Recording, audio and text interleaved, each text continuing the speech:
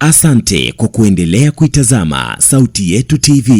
Kama bado hujasubscribe Sauti Yetu TV, gusa kitufe chenye alama nyekundu kisha alama ya kengele ili uwe wa kwanza kupata habari na matukio mbalimbali. Hii ni Sauti Yetu TV.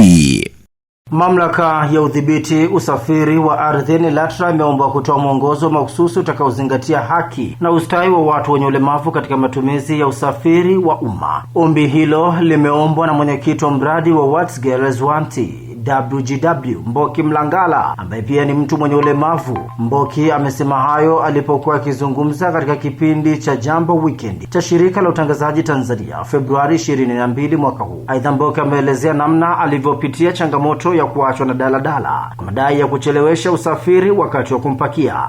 Kisa kidogo ambacho nimekutana nacho kwenye maisha yangu ya ulemavu mpaka kanifanya kweli bana. Daladala. Yani kwa sababu si watu wenye ulemavu mara nyingi sana tuna request Bolt. Kwa sababu daladala nyingi yani haziwezi kukaa kupoteza muda wake kumsubiri mtu afungue basikeli yake dakika 5 amsubiria apande bado ainue sweet seat awekwe sweet sehemu gani akae. Kwa hiyo zinaona kama ni tabu na mazingira yake pia sio rafiki. Kwa hiyo zinatupita tu. Kwa mimi hilo jambo nishaikaaga hapo sana, nilikuwa nasubiri daladala nipande. Nikafika pale nimekaa nipande daladala. Yule kaka Nikonda akanambiaje, sasa huyu muda unaenda mpaka afungue basikeli yake yenyewe hiyo kubwa, mpaka ifungue ipandisha muda unaenda. Akanipita. Kile kitu kilinibafu, nilikuwa sina nauli ya Bolt. Sasa Bolt nilikuwa ni kwenda posta hiyo siku.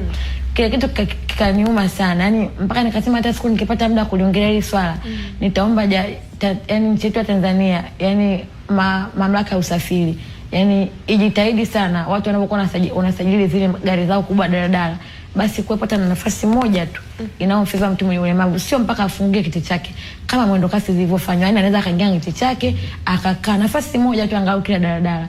Itasaidia sana. Ukiangalia sio kila mmoja ana uwezo wa kubolti kwenda kesho. Kuna mtu mwingine anapata kazi mshahara wake 100,000.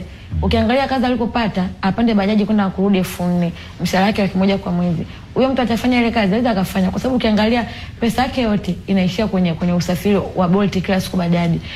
Kwa hiyo kitu mimi kiliniuma sana. Kwa hata kama kuna kiongozi wote ananisikia, yani wajitahidi sana kuturekebisha vitu kama hivyo vidogo sana ambao sisi zinatukwamisha kwenye maisha.